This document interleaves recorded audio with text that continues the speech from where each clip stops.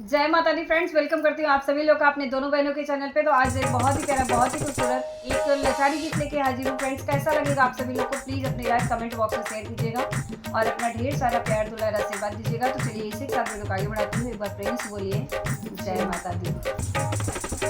कैसे जाई आवाज़ नगरिया लखन भैया खोला नजरिया, कैसे जाई आवाज़ नगरिया लखन भैया खोला नजरिया, कैसे जाई आवाज़ नगरिया लखन भैया खोला नजरिया।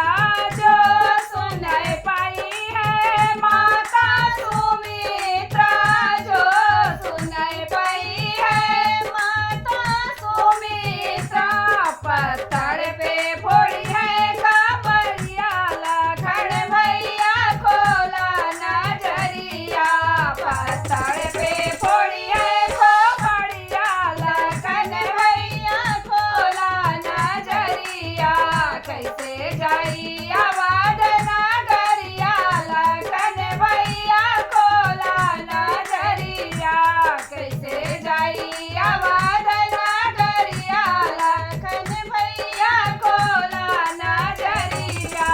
जो सुन पाई है बैरी रावणवा, जो सुन पाई है बैरी रावणवा, खुशियाँ मनाई है भावनवा लखन भैया खोला नजरिया, खुशियाँ मनाई है भावनवा लखन भैया खोला नजरिया, कैसे जाई